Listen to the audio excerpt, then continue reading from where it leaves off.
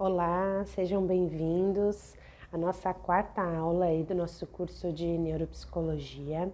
Hoje nós vamos fazer juntos um estudo de caso, tá bom? Então, como que vai rolar aí, né? Como que vão ser os passos dessa aula que a gente vai passar juntos. Então, eu vou apresentar um caso para vocês, é um caso real que eu atendi já cerca de uns 6 anos atrás. Lógico, né, sempre respaldando aí os dados pessoais do paciente, mas é importante que vocês saibam que é uma história real, né? É uma avaliação real e é um processo de reabilitação real. Então, eu vou apresentar o caso para vocês, a gente vai conversar um pouquinho, pensar a respeito da avaliação desse paciente. Vamos ver o relatório, porque é bacana que aí vocês vão ter um modelo do relatório, de como que é, mesmo se você for um profissional que vai fazer a avaliação ou se é um profissional que você vai receber essa avaliação para fazer o processo de REAB, né? É bom que você tenha ideia mais ou menos de um modelo, né? Só de relatório. E vamos pensar aí num processo de reabilitação, ok? Então, a gente vai ir caminhando por aí hoje. Então, vamos lá. Primeiramente, eu vou trazer para vocês aqui, então, qual foi o relato, tá? Então, qual é a história, né, desse paciente, os dados, as informações iniciais, para que vocês entendam o caso junto comigo e a gente vai podendo construir esse conhecimento.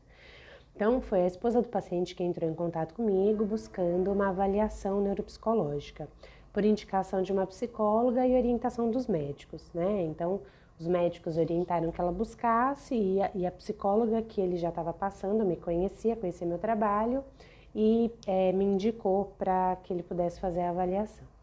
A primeira sessão foi agendada com a esposa, pois o paciente estava com dificuldade de mobilidade, né? Então, pelo pouquinho que ela falou comigo no telefone, eu achei que era mais viável que ela viesse na primeira sessão me explicar o que havia acontecido, para depois eu poder fazer as demais sessões com o paciente, tá? Então, nessa primeira sessão, o que foi que ela me contou? Então, que o paciente X tem 35 anos, é do sexo masculino, sofreu um acidente de carro, com lesão nos lobos frontais e occipitais, lembra? Frontal e occipital. Ficou em coma por 2 meses. 1 mês de recuperação no hospital e voltou para casa há 1 mês. Então, né, ele estava 4 meses aí do acidente. 2 em coma, 1 ele ficou de recuperação no hospital e já fazia 1 mês agora que ele estava em casa. Há 1 mês recuperou a capacidade da fala. Após a volta do coma, não conseguia falar. Então, quando ele saiu do coma, depois de 2 meses, ele não conseguia falar. Ele tinha perdido temporariamente a capacidade de fala e fazia 1 mês, então, que era esse período, acredito que, né, deram a alta para ele e ele conseguiu vir para casa e foi recuperando a fala. Atualmente está morando na casa da mãe, estão morando na casa da mãe do paciente, então, né, a família acabou saindo da própria casa para facilitar os cuidados, né, e ter mais alguém aí que pudesse ajudar. Teve perda de movimentos do lado esquerdo e está bem desorientado, tá? Então, a parte esquerda ele teve perda de mobilidade. Talvez vocês já tenham visto, por exemplo, uma pessoa que tem um AVC, né? E um lado tem uma paresia, que a gente fala que é uma paralisação lateral, uma paresia, e um lado desse paciente, né, o lado esquerdo, então ficou com a mobilidade reduzida. Os médicos avisaram a família que havia possível comprometimento cognitivo e recomendaram tratamentos para isso. E assim a paciente chegou até mim, tá? Então, teve essa avaliação aí do médico, né, que com certeza haveria sequelas e por isso ele pediu para que eles buscassem o tratamento. Paciente casado há 10 anos, né, então eles já têm aí uma união há esse tempo, tem um filho de 2 anos. Coordenador da área de gestão de qualidade da empresa que trabalhava. Corria maratonas de triatlon e falava 3 línguas, então ele dominava o português, espanhol e o inglês e estava aprendendo francês e alemão.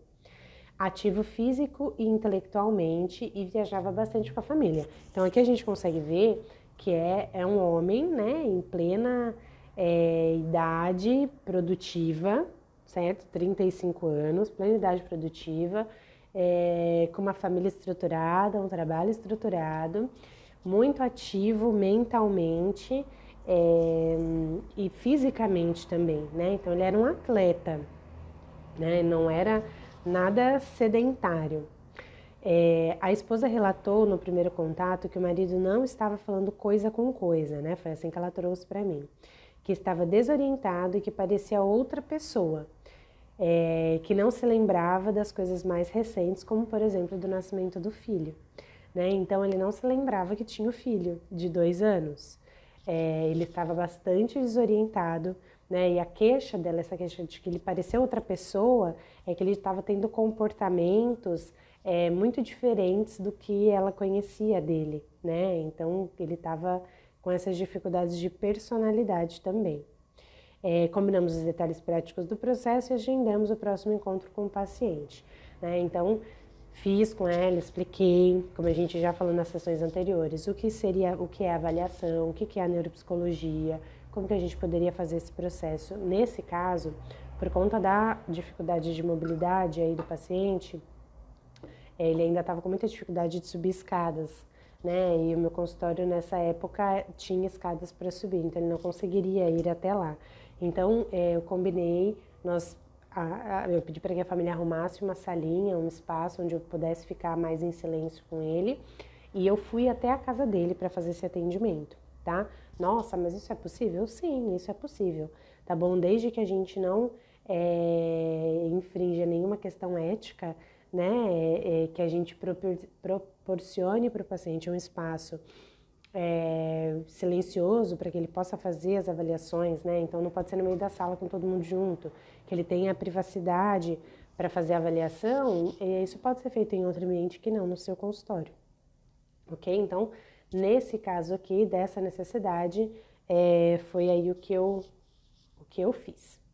Então, dentro dessa primeira sessão, né, que eu fiz com a paciente, quais foram as informações relevantes, né? Quais são as hipóteses e como é que eu fui me preparar, então, para fazer a avaliação com esse paciente? Eu fiz um levantamento aqui com vocês, disso que a gente ouviu, de quais foram essas informações relevantes. Então, ele sofreu um acidente de carro, lembra? Eu até comentei com vocês que é muito comum em acidente de carro que as pessoas tenham traumas, né, por conta do efeito chicote que faz o pescoço frontal e occipital, né? Como eu falei aí anteriormente, então teve lesões nesses dois lobos. A família já me trouxe laudos, né? A esposa já me trouxe os laudos, os relatórios, as tomografias, né? E tudo isso, então já tinha essa informação prévia, né? Dessas lesões que ele teve a partir do acidente. Ele teve uma perda de fala temporária, né? Então, vamos lembrar quais são os lobos envolvidos com a questão da fala? A gente tem a parte do movimento da fala, que é no frontal, lembra que o frontal, né, foi lesionado, e a gente tem a compreensão da fala, que é no temporal, que é a área de Wernicke. Então, Wernicke, compreensão, Broca, movimento da fala, tá? Então, ele teve uma perda temporária, ele já conseguiu recuperar essa linguagem. A lógica que a gente vai ter que avaliar aí, né, se a compreensão ainda está preservada, mas pelo menos a movimentação já voltou, que foi provavelmente por conta da lesão aí nesse lobo frontal. Por isso que é muito provável que foi por isso que ele ficou sem falar aí durante esse período, tá? Ele ficou 2 meses em coma. Aqui é uma informação relevante porque não sei se todos já ouviram falar, a gente tem a curva de Glasgow, né? A escala de Glasgow, que ela mede os níveis de coma. Então, quando a gente fala que uma pessoa está em coma, não é só estar em coma, ela tem níveis dentro desse estado de coma. Então, o coma, ele pode ser isso da pessoa estar desacordada, né? E aí é uma escala que ela varia de uma pontuação de 1 a 15. Abaixo de 3, a pessoa está em coma mesmo, né? Então ela não tem aí reações. E do 3 ao 15, ela vai tendo níveis, né? Então um certo nível de gravidade até aí uma pontuação 9, uma moderada de 9 até o 13, 14 e o 15 é porque tá tudo bem. Então, dentro dessa escala de Glasgow, esse paciente ainda não estava no 15, né? Ele estava ali entre o 13 e o 14, então que não é horrível, mas o que quer dizer? né? Quando a gente fica em coma, quer dizer que o nosso cérebro apaga para que ele se preserve, para que ele se cure. O coma, na verdade, ele é um processo de autopreservação, né? Desliga tudo porque está muito lesionado para que o cérebro vá tentando se reorganizar. Tá? Então, conforme esse cérebro vai se reorganizando, ele vai ligando de novo e nem sempre ele liga todas as partes ao mesmo tempo, tá? Isso vai sendo por processos, né? Às vezes retorna numa parte, por exemplo, ele voltou do coma e não falava, então ainda a parte lá de Broca não estava ligada, né? Vamos usar esse termo. Ela não estava em pleno funcionamento. Então foi com o tempo, com a reorganização. Isso, gente, é o que a gente chama da reorganização neuronal, né? É essa recombinação dos neurônios após uma lesão, né? É o que a estimulação lá na neuropsicologia, na reabilitação neuropsicológica que a gente falou na última aula, é onde ela vai atuar, né? É na estimulação para que esse cérebro vá acordando, né? Então, quando a gente fala dessa curva de Glasgow, é porque esse cérebro ele está em processo de acordamento, vou dizer assim, né? Ele está acordando e ele vai acordando aos poucos, tá? É importante então que a gente entenda, poxa, mas esse paciente então ainda tinha um nível de coma? Sim. Mesmo acordado? Sim. Ele ainda estava num nível de coma, porque ele não tinha chegado no 15, tá? Então não estava tudo bem ainda. Ele ainda tinha um nível de coma, tá? Então isso vai explicando, por exemplo, que a paciente falou da desorientação. Eu vou relatar aqui para vocês adiante algumas outras questões que mostram bastante isso pra gente, que o cérebro ainda dele não estava completamente acordado, tá? E ainda que completamente acordado, os médicos já tinham indicado que haveriam possíveis lesões, então coisas que realmente estariam comprometidas por conta do acidente, tá bom? Perda de mobilidade, então, do lado esquerdo, é muito provável que por conta do acidente, por conta do edema, né, desse inchaço do cérebro, ele tenha tido um AVC, né, então estourou alguma veia, né, alguma coisa aí dentro do cérebro e que comprometeu o lado esquerdo, tá, da mobilidade. Está desorientado e parece outra pessoa, são outras informações aí importantes, né, então ele não sabe direito onde que ele tá agindo de uma maneira muito diferente do habitual dele antes do acidente. Dificuldades de memória de fatos mais recentes, né, então ele não tá conseguindo se lembrar de coisas, como eu disse, o filho nasceu há 2 anos, ele não conseguia lembrar disso, né? Então, esses fatos recentes, ele não está conseguindo acessar lá dentro da memória. Lembra que quando a gente estudou memória, a gente estudou que a memória é um processo muito complexo, mas que ela está envolvida a retenção da informação, armazenamento da informação e recuperação, né? Que é a evocação que a gente chama. Então, essas informações pode ser que elas ainda existam dentro do cérebro dele, mas pode ser que ele, como bateu o frontal, lembra? E quem procura a informação da memória é a função executiva, pode ser que a função executiva esteja muito comprometida e ele não está conseguindo achar essas informações dentro do cérebro dele. Não quer dizer que essas informações não existam mais. Tá? Então, tudo isso a gente vai ter que pensar na avaliação, por isso que aqui a gente está levantando hipóteses, a gente está pensando o que pode ter acontecido, tá? Quais são, então, os comprometimentos aí, quais são as funções que provavelmente estão comprometidas só nesse primeiro relato que a gente teve com a esposa que a gente consegue levantar? A atenção e funções executivas, lembra? Porque se me falou que o frontal está lesionado, a gente já vai pensar em atenção, funções executivas e personalidade, que ela também já trouxe aí no discurso, que ele está tendo mudanças.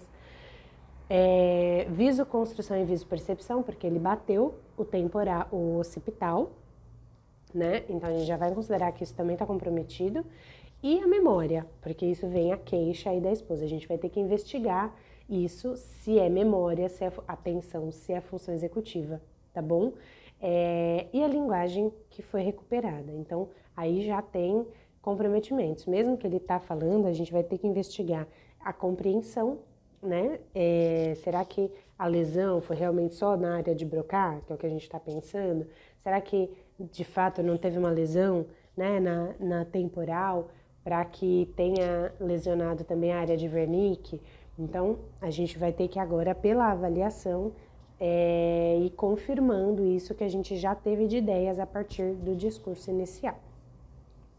Aí então eu fui para a sessão com o paciente. E nesse primeiro encontro, eu levei apenas um questionário de cognição global, tá? A gente tem alguns questionários que não são os testes em si de cognição global, mas que eles me dão uma estimativa de QI.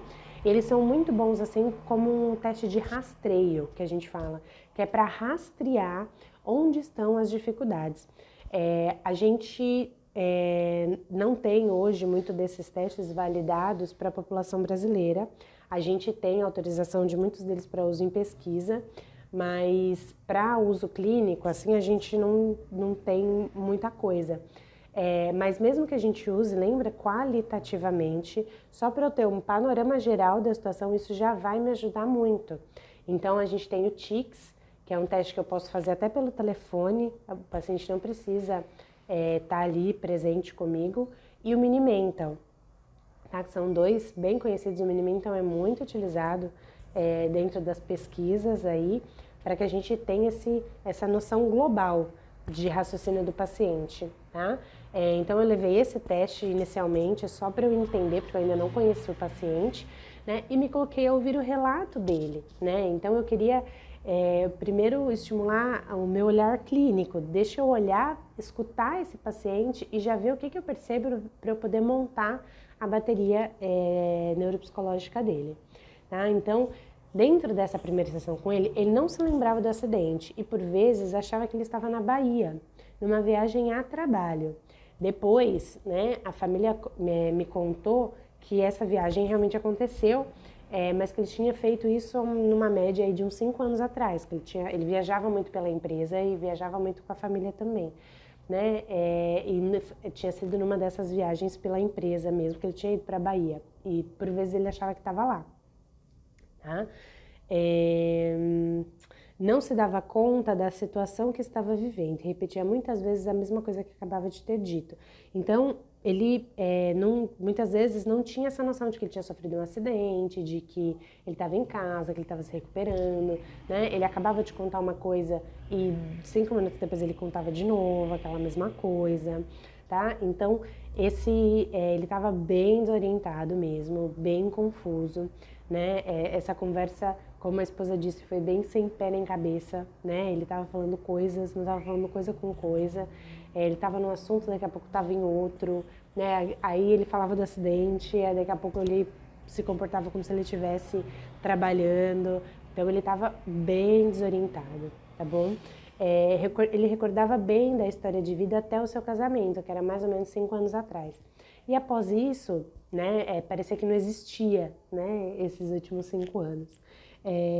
Em momentos se apresentava com um pouco mais de lucidez, como eu expliquei, lembrava do que tinha acontecido, em outros momentos não.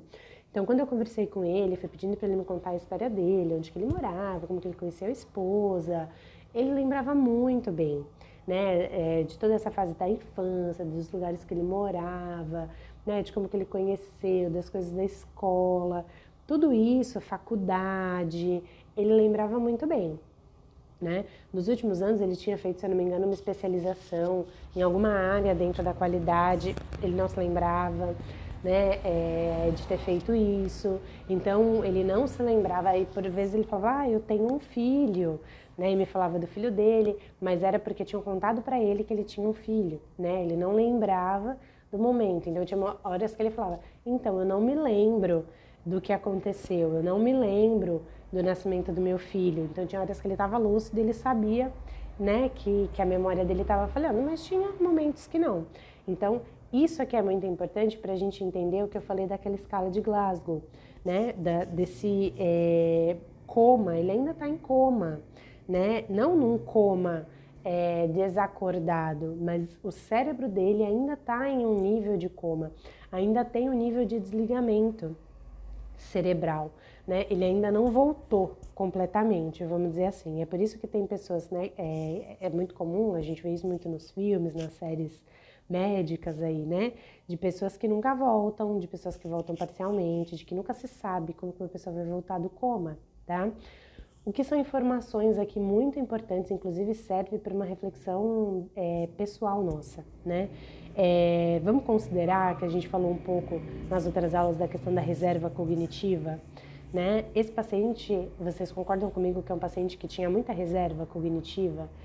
Ele trabalhava, ele tinha um alto posto, né, de responsabilidade no trabalho, ele tinha pós-graduação já, tinha um alto grau de instrução, ele tinha domínio de 3 línguas bem e 2 em conhecimento, ele era atleta, então ele tinha muita oxigenação cerebral, né? Ele teve um acidente muito grave, foi muito sério, né? O acidente.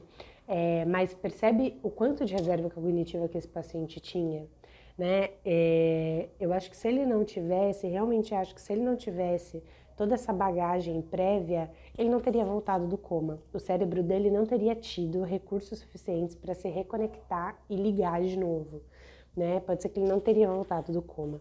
Então, percebe como que essas coisas fazem diferença na nossa vida, né? A gente como profissional da saúde, né, a psicologia hoje enquadrada como área da saúde, a gente sempre vai incentivar as pessoas na questão do estudo e na questão da atividade física, né? Não por uma questão de status, né? Jamais, mas por uma questão de saúde, né? Esses são fatores que nos ajudam muito numa preservação da nossa parte cognitiva, até mesmo pensando lá na frente para as demências, né? Para a degeneração neuronal que a gente vai ter com o envelhecimento, né? Até isso são prevenções, né? São recursos que vão aumentar essa nossa reserva cognitiva e vão diminuir a incidência de lesões, tanto num acidente, né, que são coisas que a gente não tem controle na vida, né, um acidente, quanto para o aparecimento de um Alzheimer, de um Parkinson, de uma demência temporal, enfim, tá? Frontotemporal, para qualquer tipo de doença. Então, a atividade física ela é importante para o momento presente e é importante também, né, para o momento futuro, assim como o aprendizado. Né? Não é que eu tenha que fazer uma faculdade, mas eu tenho que estar com o meu cérebro ativo, né? Com jogos, com brincadeiras, né? Prestando atenção na minha vida, buscando coisas diferentes, estudo de línguas, instrumentos musicais. Então, tudo isso são coisas que vão fazer esse cérebro estar forte, né? Que é aquilo que eu falei para vocês, dessa musculação cerebral. Vão fazer com que esse cérebro esteja forte, para que a gente tenha um bom funcionamento, né? E tenha aí uma reserva cognitiva. Se não acontecer nada, que assim seja, né? De dificuldades na nossa vida nesse sentido, perfeito, a gente vai passar muito bem, vai chegar bem na velhice, né? Se acontecer, a gente tem um pontinho positivo aí, tem um pontinho a mais para ajudar a gente numa possível recuperação, como por exemplo foi o caso aqui desse paciente, tá bom? Então, é muito importante e a gente sempre, como profissional da saúde, precisa orientar os pacientes da importância, né, do exercício físico, né, da respiração, de uma maior oxigenação do cérebro, né, do estudo, da aquisição de conhecimento, tá? Aqui é um caso bem típico para isso.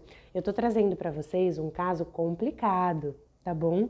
Não a gente não atende, os casos não são todos assim, não, quando a gente vai atender neuropsicologia, tá? Mas eu quis trazer um caso mais complicado, né, para que os outros sejam mais fáceis, tá bom? Então aqui a gente está falando de um caso bem tenso.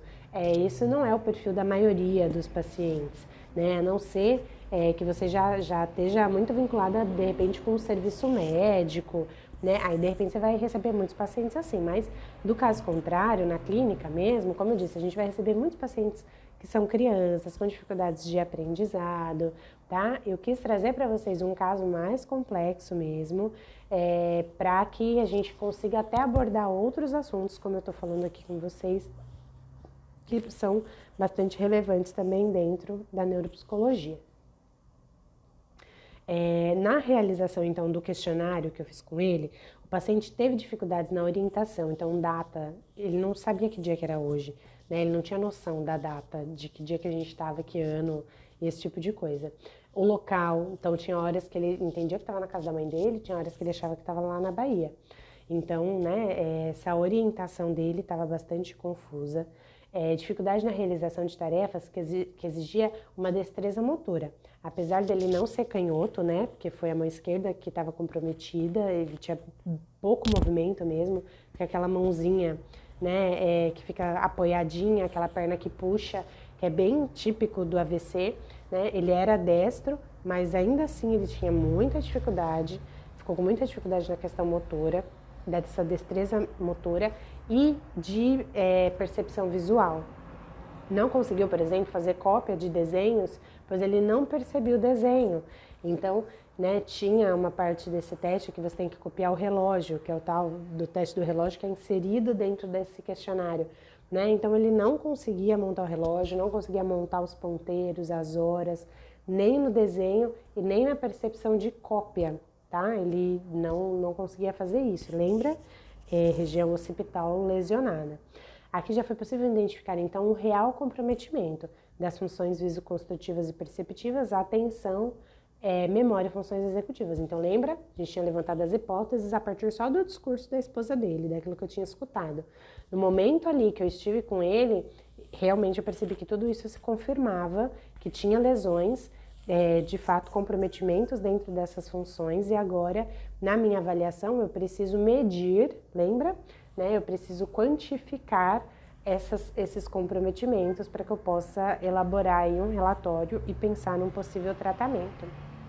A linguagem e a compreensão estavam preservadas, apenas com uma pequena lentidão na fala, né? Então, realmente, ele me compreendia, né? Os comandos que eu precisei dar para fazer as tarefas, ele entendia as coisas que eu perguntava, ele entendia, né? Apesar de se perder às vezes no raciocínio, mas a compreensão dele estava funcionando e a linguagem também. Então dava para entender muito bem tudo aquilo que ele falava, só que ele ainda tinha um pouco de lentidão.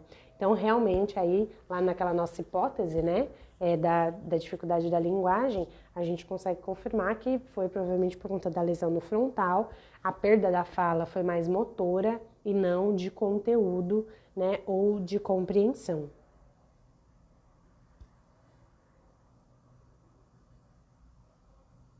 Opa. Vamos lá. Aí. A bateria de testes, então. Eu preparei uma bateria selecionando testes mais auditivos do que visuais. Por quê? Porque eu já entendi que ele tem um comprometimento grande aí do processamento visual. Se eu usar muitos testes, é lógico que eu vou usar testes para avaliar isso, mas se eu, por exemplo, se eu for usar um teste de atenção que com orientação visual, isso vai dar comprometido de todo jeito, né? Porque já é outra função que está comprometida. Por exemplo, se eu fazer um teste de memória e eu usar só a via visual, vai dar comprometimento, porque já é uma função que ele está comprometida. Então, eu tentei selecionar testes que fossem mais auditivos, né? Lembra que eu falei para vocês que a gente tem um grande desafio aí, né? Com a quantidade, com os testes, porque a gente hoje não tem tantos testes validados, né? Então é difícil isso. Mas, na medida do possível, eu tentei selecionar testes que fossem mais auditivos, porque a compreensão dele de linguagem estava preservada, para que eu realmente conseguisse pegar aí a função, né, que eu estava tentando avaliar sem interferência da questão visual, tá bom? Lembra? Tá tudo muito relacionado, né? A gente estuda separado por conta da didática, mas tá tudo muito misturado, tá bom? Então é lógico que a gente vai considerar isso, mas a gente vai tentar filtrar um pouquinho, tá? Isso pelo fato de estar então com esse grande comprometimento nas visões de processamento visual devido à lesão do lobo occipital. A cada sessão eu precisava fazer o processo de me apresentar e explicar o que iríamos fazer,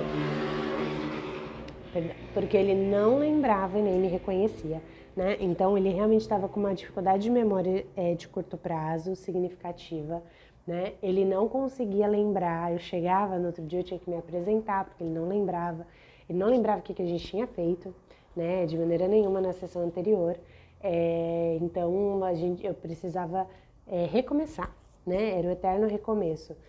Vocês já devem ter assistido, deixa eu tentar lembrar o nome do filme, como se fosse a primeira vez, né? Que ela tem depois de um acidente, ela tem uma perda de memória, né? Lesiona.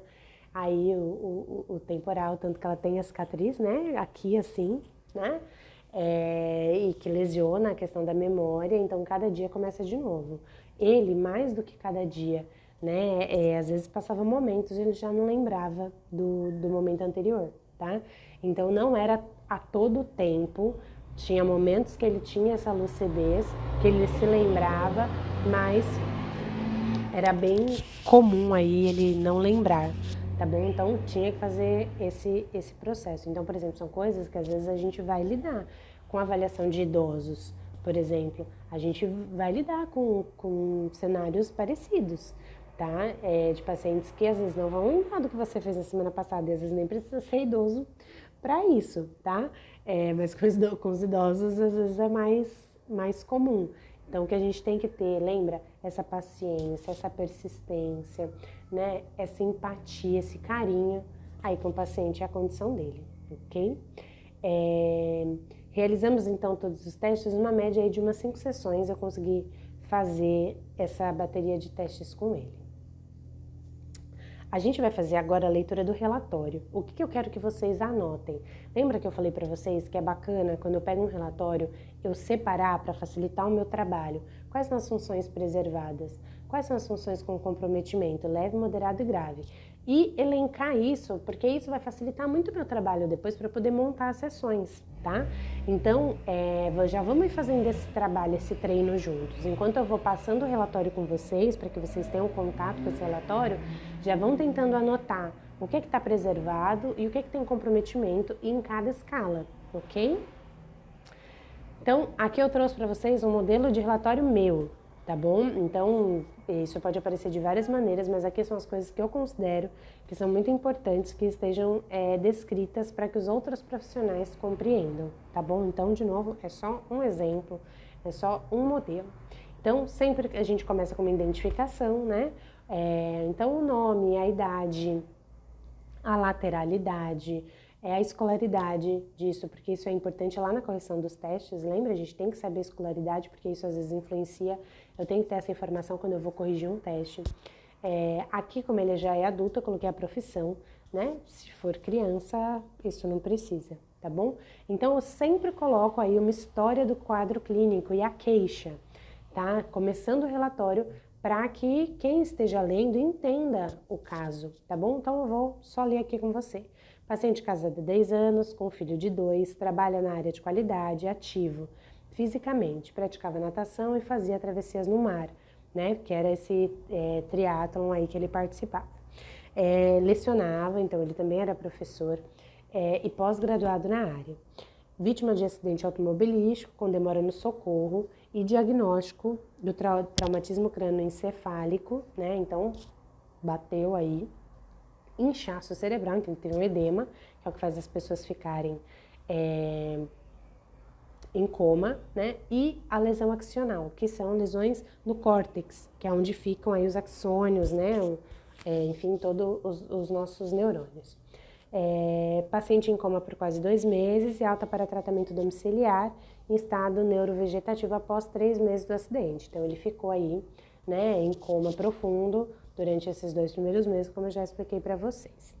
Esposa buscou avaliação por solicitação do neurologista devido ao quadro de confusão mental e graves dificuldades de memória. Atualmente, o paciente está em casa, possui movimentação com auxílio. Após um mês em casa, voltou a falar espontaneamente. Então, né, teve essa recuperação. Em tratamento então ele já está tratando com fisioterapia, fonoaudiologia, está fazendo natação e está com home care, né, que são aqueles cuidados da enfermagem em casa. Tá? Então, graças a Deus, era uma família com condições que podia fornecer para ele, né, todos esses recursos aí de recuperação. Itens avaliados, tá bom? Então, tudo isso, gente, tá lá organizadinho numa página, né, num PDF, né, nas folhas aí do relatório em sequência, ok?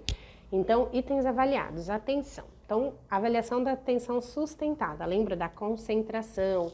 Atenção sustentada, seletiva e concentrada é tudo a mesma coisa, ok? Então, muda os nomes, mas a gente tá falando sempre da mesma função. Comprometimento grave, tá? Então, atenção sustentada, comprometimento grave. Então, no relatório relatório, eu sempre gosto de explicar um pouquinho o que é aquela atenção, o que é aquela função. Para quem está lendo, ser mais fácil. Lembra, a gente tem que explicar isso para a família, né, para o próprio paciente. Então, é bacana colocar em algumas explicações. Que é a capacidade em manter a atenção em determinado estímulo. Apresenta maior facilidade para sustentar a atenção com informações numéricas e de cálculos em detrimento de informações verbais. Então, ele é um cara das exatas. O cérebro dele é muito mais fluido na área das exatas, tá? Então, essa facilidade dele ficou preservada, ok? A atenção alternada também com comprometimento grave. Então, né, o que é ela? É a capacidade de alternar o foco de atenção entre dois estímulos, conseguindo retornar ao estímulo inicial. E também grave para a atenção dividida, que é a capacidade de sustentar a atenção em dois ou mais estímulos simultaneamente. Então, atenção, comprometimento grave, ok? Memória. Então, vamos lá. Memória de curto prazo, comprometimento moderado, para a capacidade de armazenar informações imediatamente após a recepção e convertê-las em memória de longo prazo. Então, lembra que ele oscilava? Por isso que a gente não, né, a quantificação aqui não deu um comprometimento grave, por isso entrou em moderado, né? Porque tinha horas que ele conseguia, tinha horas que ele não conseguia. Então, lembra, de curto prazo é aquilo que eu retenho, seja 20 segundos, 1 minuto, e transformo isso em memórias de longo prazo. Aí a gente vai ter uma subdivisão em memórias episódicas e semânticas, as duas são de longo prazo. Memória episódica são de episódios da vida do sujeito, a história de vida. E semântica é aprendizado, são coisas que ele aprendeu, é conteúdo acadêmico às vezes e aprendizados, tá bom? Então, paciente em estado de confusão mental, não se recorda do acidente e sua orientação temporal dos últimos 5 anos, em média, está alterada. Reconhece pessoas e locais, porém há momentos de confusão. Pessoas e locais anteriores, né? Como eu disse, ele, por exemplo, não conseguiu gravar a minha pessoa, né? Me reconhecer. Comprometimento grave para informações pessoais, espaciais e temporais. Então, a memória de longo prazo dele, episódica, de situações da vida dele dentro desses últimos 5 anos, estava com comprometimento gravíssimo. A semântica, né, que é desse aprendizado, então, também comprometimento grave para informações gerais que abstraiu do meio ambiente. Então, né, esse processo das últimas informações aí retidas, né, tinha um grande comprometimento. Essa memória semântica envolve memória remota, que é bem essa memória de aprendizado, habilidade em compreender, habilidade de pensamento associativo e fluência verbal, né? Então, a memória está relacionada com a maneira que eu expresso aquilo que eu lembro, por isso que essas outras áreas aí estão envolvidas. E a memória operacional, lembra que é aquela memória que também está lá na função executiva, né, e que tem a ver com a execução de tarefas mesmo. Então, eu pego aquilo, manipulo, aquela informação manipulo e faço alguma coisa com ela. A habilidade de manipulação da informação e de reversibilidade, né? Eu tenho uma informação e eu faço, por exemplo, uma conta matemática com aquilo. Envolve a capacidade de organizar e integrar a lógica sequencialmente estímulos complexos. Compreensão da significação de uma situação interpessoal, né? Manipular. Então, a pessoa está me falando isso, eu vou fazer uma compreensão disso que ela está me falando. Eu vou manipular essa informação internamente lá na minha cabeça, julgando suas implicações e antecipando suas consequências, pois para essas funções o paciente está com comprometimento moderado. Então, essa capacidade de manipular a informação, né, que tem a ver muito com a memória de curto prazo, também está moderada, assim como a memória de curto prazo, porque, como eu disse, ele oscilava. Funções executivas, então aí a gente vai avaliar cada um daqueles domínios, lembra que a gente estudou? A velocidade do processamento, então comprometimento leve, para processar as informações recebidas do meio. Ele estava compreendendo bem, né? Você falava, ele conseguia acompanhar, né? Então tinha só um comprometimento leve aí nesse processamento, não estava na mesma agilidade que ele já teve, né? Mas estava funcionando razoavelmente bem. Pensamento. Comprometimento grave para a capacidade de abstrair conceitos verbais a partir de categorias distintas. Então, raciocínio indutivo e lógico. Aqui em pensamento, a gente está falando desse pensamento abstrato. Sabe aquilo de fazer uma reflexão, de entender a moral da história, Tudo isso entra na avaliação do pensamento. O fluxo do pensamento, né? Então ele tinha uma dificuldade muito grande, porque ele não conseguia sustentar a atenção. Então ele estava falando de uma coisa, daqui a pouco ele está falando de outra, daqui a pouco está falando de outra. Não tinha uma linha de raciocínio, por isso aí um comprometimento grave. Controle inibitório, que é a capacidade de identificar e isolar características essenciais de não essenciais. Lembra? Eu estou prestando atenção, eu sei que isso é prioridade, eu presto atenção aqui, mesmo que tenha outra coisa que puxe minha atenção, eu consigo colocar aquilo que é importante em primeiro plano. Isso depende do controle inibitório. Comprometimento grave, né? Então, qualquer pensamento que atravessasse a cabeça dele, ele mudava de rumo. Então, isso tem a ver com o controle inibitório. Tem a ver com a fala também, né? Uma fala que eu não meço mais as palavras, né? Eu falo qualquer coisa, às vezes sou até ofensivo. Isso tem a ver, por exemplo, né? Tá aqui no frontal, lembra? Com alterações de personalidade. Então, a pessoa, né? Ele estava uma pessoa mais agressiva, né? Que ofendia, uma pessoa que às vezes fala até coisas meio despudoradas, né? Vamos dizer assim, coisas de conteúdo mais sexualizado, né? Dá em cima, sabe, das pessoas. Então, tudo isso tem a ver com controle inibitório, com lesão de frontal. Planejamento e organização. A sua capacidade de organização e planejamento está preservada para estímulos concretos. Então, quando você dava questões concretas ali, que ele conseguia ver, pegar, que é concreto, era mais fácil dele organizar, tá? Porém, para estímulos abstratos que exigem uma flexibilidade mental, né? Então, você fazer uma organização de um planejamento a longo prazo, né? De uma organização mental, isso estava bastante comprometido, porque isso tem a ver com o controle inibitório, com o fluxo de pensamento. Então, como os outros dois estão comprometidos, aqui também vai estar. Flexibilidade mental, comprometimento grave, né? Porque a flexibilidade mental, ela se refere à capacidade de análise de problemas, formulação de novas hipóteses, regulação do comportamento a partir de feedback do meio. Então, ele não tinha mais essa sacada de se ele estava sendo inconveniente, né, de perceber o feedback do meio. Quando você está falando uma coisa, você vê a cara da pessoa, você já interpreta e fala, ixi, peraí, acho que eu falei errado, né, não, eu uso esse feedback do meio para regular o meu comportamento. Isso está envolvido com a flexibilidade mental, né? Nesse caso, ele não tinha mais essa percepção. Por quê? Porque ele não estava, atenção, lembra? Ele não estava conseguindo sustentar a atenção nesse meio para ele conseguir abstrair conceitos, ele estava com dificuldade de memória. Então, ele não está conseguindo reter essa informação e não está conseguindo manipular essa informação. Lembra lá da memória operacional.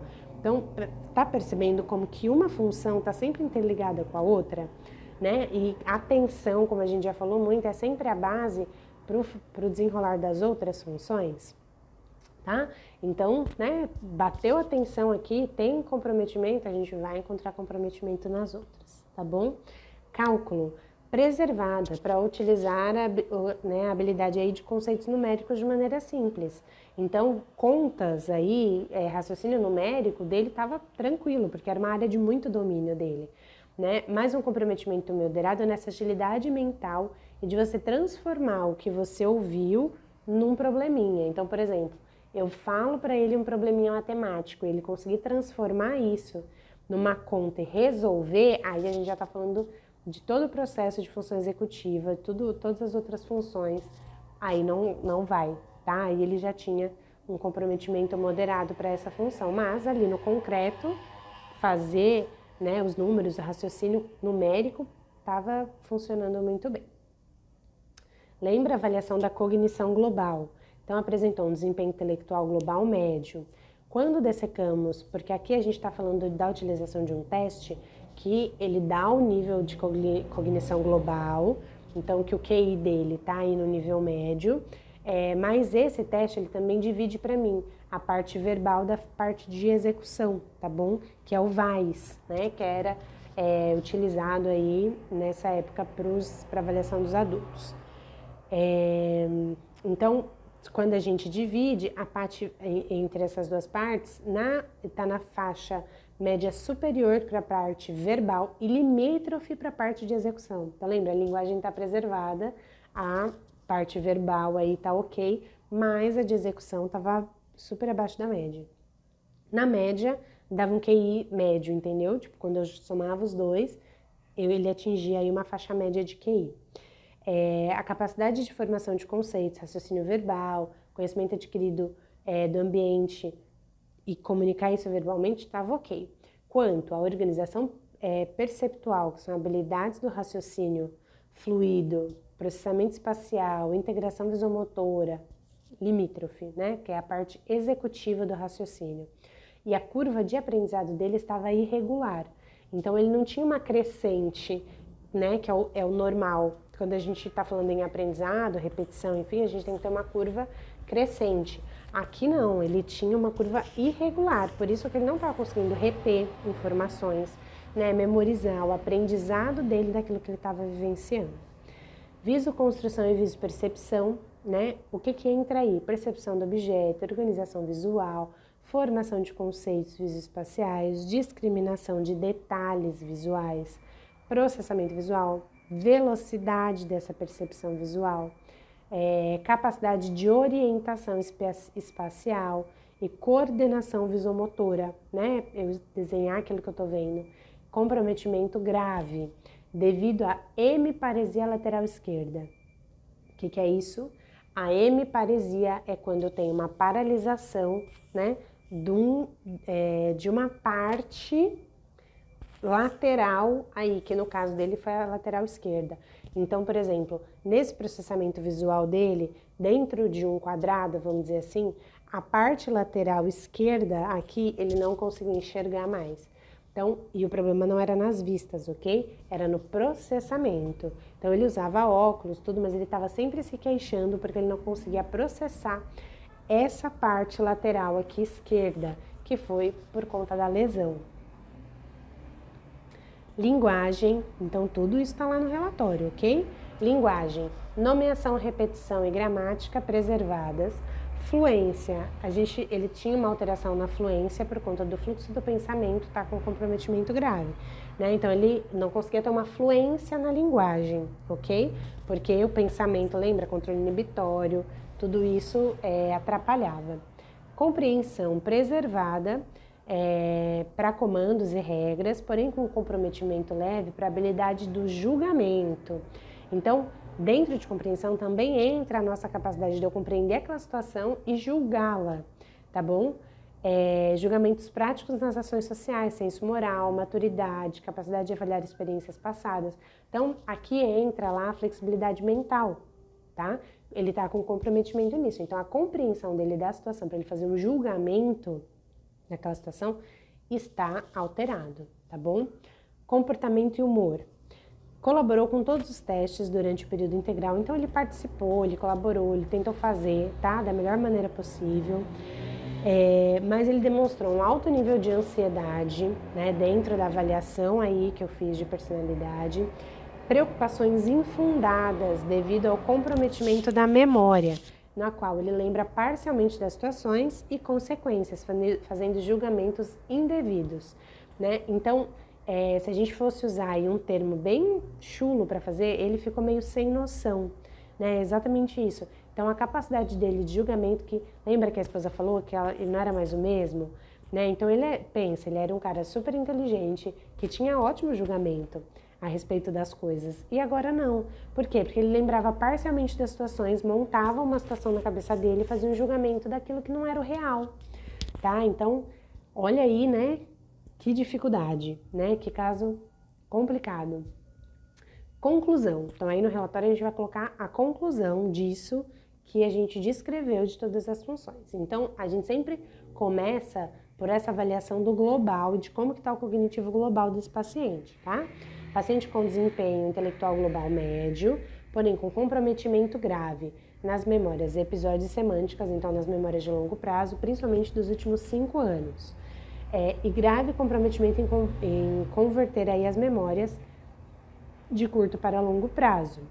Comprometimento grave também nas funções visoconstrutivas, né? Aqui eu coloquei, até para eu explicar para vocês, que exigem movimento ocular sacádico. O que é isso? É esse movimento nosso da leitura, isso se chama movimento sacádico. Sabe a leitura esquerda para direita, de cima para baixo? fazer esse movimento, ele não conseguia. Ele começava aqui, então ele não estava conseguindo ler por conta dessa dificuldade visual, lembra do processamento visual? Então ele começava aqui a leitura, ele parava no meio, ia para metade da linha de baixo, aí depois ele pegava um outro pedaço. Então ele não estava conseguindo fazer esse processo aqui, tá bom? Porque sumia as imagens aqui da esquerda, tá bom? Então às vezes ele começava no meio da próxima frase, porque essa parte aqui ele não processava, tá?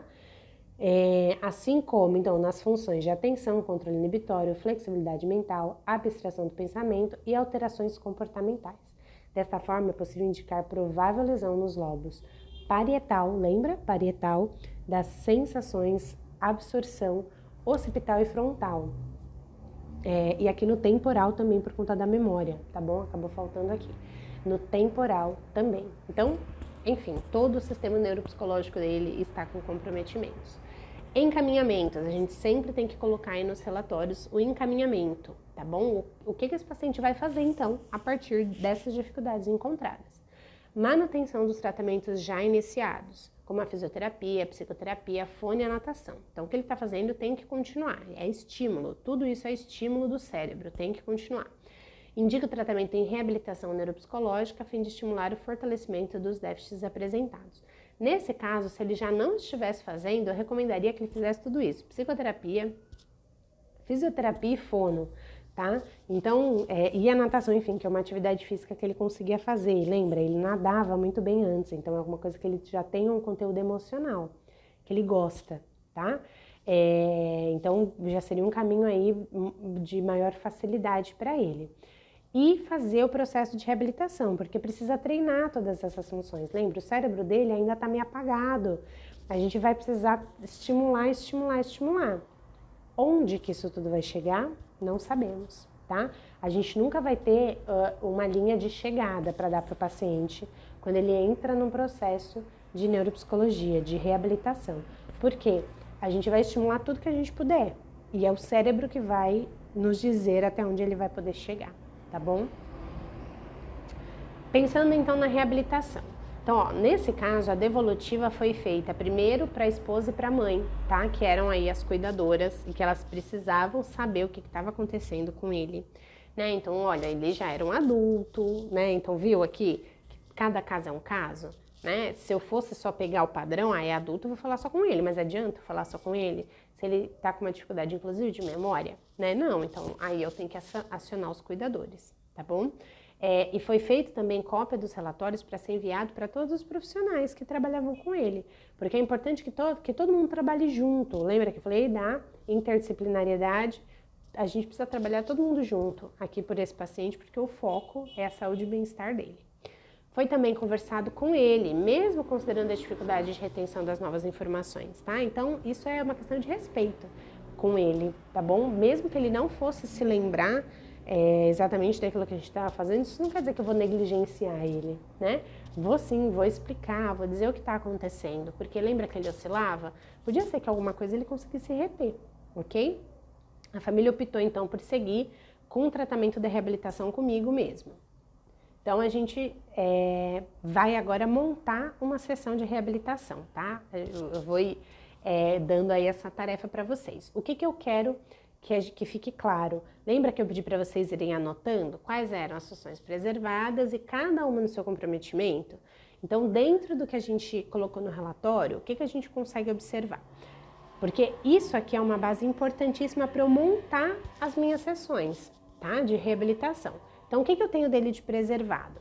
Linguagem, cognição global, cálculo, planejamento e organização de estímulos concretos. Isso aqui é o que está funcionando bem no cérebro dele, ok? O que também está funcionando bem? Um pouquinho mais lentinho, mas funcionando bem. Velocidade do processamento, então ele consegue acompanhar bem aquilo que vai ser pedido para ele, tá? O que a gente tem de comprometimento moderado, que está significativo? Memória de curto prazo, memória operacional, planejamento e organização de estímulos abstratos, tá? E a personalidade e o humor. Então, isso aqui está com comprometimento moderado. E o que está grave, que está muito sério mesmo, muito comprometido, atenção, os 3 níveis, as memórias de longo prazo, tanto a semântica quanto a episódica, fluxo do pensamento, que está envolvido controle inibitório, né, a flexibilidade mental e a capacidade de percepção visual, construção e percepção visual, tá bom? Então, é a partir daqui que a gente vai montar. O que eu vou pedir para vocês aí de tarefa, que é para a gente poder conversar amanhã? Monta uma sessão, tá bom? Vamos, coloco aí esse desafio para vocês. Monta uma sessão de reabilitação neuropsicológica, considerando o modelo que a gente estudou na aula anterior. Então, primeira etapa, os 10 minutos iniciais. Você vai elencar tarefas de nível fácil, com temas que sejam de interesse do paciente e que trabalhem funções que não estejam com grande comprometimento. Então, tá bom. Quais são, neste caso, aí os interesses do paciente? Ele gosta muito de esportes, né? Então, ele nada, ele corre, né? Ele é triatleta. Então, ele gosta muito da parte de esportes, são assuntos aí de interesse dele, que a gente pode propor tarefas que ele esteja com facilidade. Deixa eu voltar aqui, ó. Aí a gente vai usar funções preservadas e comprometimento leve, tá bom? Então, funções de cálculo, tá bom? Planejamento e organização de estímulos concretos, tá? A linguagem mesmo. Então, aqui a gente pode usar contação de uma história, né? Para ele contar, às vezes, para mim, coisas lá, porque a gente vai estar já trabalhando a memória, lembra? Que essa memória passada da história de vida dele inicial lá, ela está preservada, né? A de longo prazo que está comprometida é dos últimos 5 anos, mas aquela lá de trás, ela está preservada, tá? Então, contação dessa história, vamos usar a linguagem para fazer esse inicial da época da escola, do casamento, de como ele conheceu a esposa, dos esportes que ele praticava, tá? Então, são os 10 minutos iniciais de coisas que são fáceis para ele, que a gente use as funções preservadas para que eu possa fazer tarefas com ele, tá? Então, aí eu quero que vocês pensem que tarefas que a gente pode fazer de nível fácil, né? Que sejam simples e que abordem temas de interesse dele com essas funções. Então, não é simples, né? Mas a gente vai ter que pensar aí um pouquinho. Mas eu quero que vocês se proponham, tá bom? A tentar. Gente, não se preocupem com certo e errado, tá? Eu não ligo nada para isso. O importante aqui é a gente ir concretizando aquilo que a gente está aprendendo. Isso não adianta a gente ouve. A gente precisa colocar isso para fora de novo para eu ir refinando. Que, poxa, aqui eu pensei certo, aqui não, né? Aqui eu preciso ajustar, tá bom? Então se arrisquem, não fiquem com medo de nada, não. Coloquem aí o que vocês acharem que amanhã a gente vai pensando juntos. Então, pensem aí numa tarefa curtinha, né, de 10 minutos iniciais. A segunda são 30 minutos de uma tarefa de nível difícil, que vai trabalhar aí as funções comprometidas. Quais são elas? Aí eu posso pegar lá a de comprometimento grave, tá bom? Então, alguma coisa que trabalha a atenção, que trabalha a visoconstrução, né, essa parte visual dele que tá bem comprometida, que trabalhe essas memórias de longo prazo, né? Que trabalhe flexibilidade mental, controle inibitório, ok? Então, vamos pensando aí que tarefas podem ser essas e para fechar os 10 minutos finais, tarefas de nível médio, que seja um desafio possível e possa dar a motivação.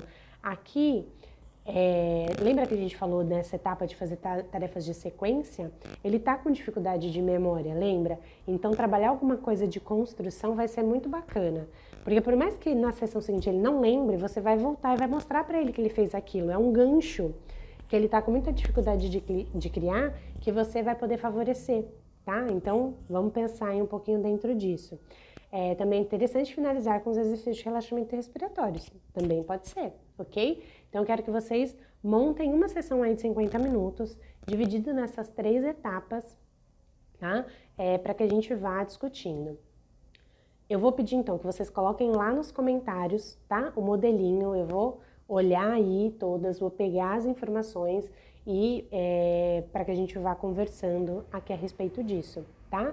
As dúvidas também, então, anotem, vão colocando lá nos comentários as dúvidas que surgiram das outras aulas, dessa aula aqui de agora, tá? Desse estudo de caso, para que a gente vá esclarecendo aí para amanhã, para o nosso último encontro, tá bom? Eu espero que tenha ficado claro aí, um pouquinho mais claro, como que é esse processo de trabalho que a gente faz dentro da neuropsicologia, tá? Então, receber o paciente, ouvir, avaliar, montar a bateria, aplicar a bateria, corrigir tudo isso, montar o relatório, né? Propor aí um trabalho de reabilitação, fazer as sessões de reabilitação. E aí, para fechar, a gente ainda pode fazer o quê? A reavaliação, depois de 6 meses, pelo menos, do processo de reabilitação, tá?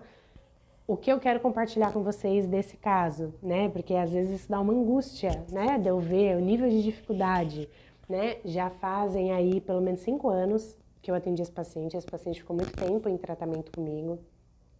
Eu acho que pelo menos até antes da pandemia aí, ele ainda estava em tratamento, então ele ficou, se eu não me engano, uns 3 anos, pelo menos, fazendo a reabilitação.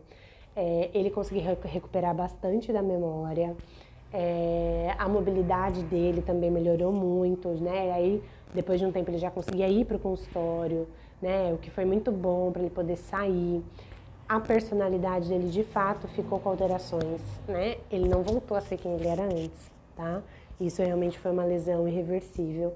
Ele não voltou a ser quem ele era antes, então ele teve muitas mudanças aí, de fato, de personalidade, tá? Isso foi uma grande dificuldade. Essa memória de curto prazo, dele não lembrar essas coisas que ele tinha acabado de ouvir, isso melhorou, né? O tratamento foi bem efetivo nessa parte, então ele lembrava, às vezes com algumas dificuldades, mas de uma maneira geral, né? Ele passou a me reconhecer, então até hoje ele até manda mensagem às vezes, então ele conseguiu me reconhecer aí, a gente conseguiu criar um vínculo bem significativo para o trabalho dele.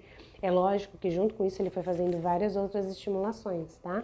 O que colaborou muito para o trabalho e para essa recuperação que ele foi tendo. Então ele se recuperou bem, né? Não 100%, porque ele teve um acidente muito grave e foram lesões muito graves, mas ele se recuperou muito bem, o potencial de atenção dele melhorou muito, o que favoreceu para a memorização, para os processos de aprendizado. Então ele voltou a estudar inglês, por exemplo, né? Ele retomou o francês, que era uma língua que ele estava aprendendo, e tudo isso, né, era estímulo aí para a recuperação dele, né? Ele não conseguiu recuperar as funções de trabalho dele, né? Ele realmente precisou ser aposentado, porque ele não tinha condição de voltar àquele trabalho que ele exercia, e mesmo uma adequação para outras tarefas, até por conta da mobilidade física, não foi possível, enfim, né? O nosso sistema aí achou melhor ir pelo caminho da aposentadoria, né? Mas ele foi conseguindo construir as memórias com o filho, né? Vivenciando essas experiências com o filho, participando da vida do filho dele, né? Tendo essa condição social de qualidade de vida, que é o objetivo da neuropsicologia, né? Atingido. Então ele conseguiu atingir um nível de qualidade de vida, de conseguir sair, né? Ir passear com os amigos, né? É lógico que amigos compreensivos, né? Porque ele não era mais aquele mesmo que ele já foi um dia, tá? Então, com amigos com uma compreensão dessa limitação dele, mas que ele conseguiu aí de novo estar inserido no meio social, né? Com dificuldades ainda, mas tendo aí a qualidade de vida dele, tá bom? Então, às vezes a gente pega um primeiro caso assim que fica angustiante, né? Você fala, meu Deus, é muita coisa, poxa vida, quanta dificuldade.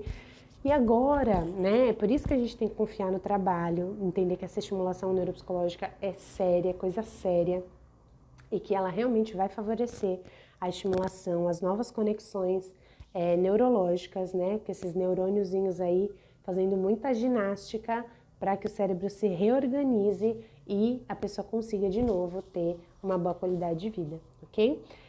Espero que tenha sido claro hoje, que tenha sido bacana, e amanhã a gente volta então tirando as dúvidas e revendo aí a tarefa que ficou da montagem de uma sessão, ok? Um beijo, muito obrigada pela atenção.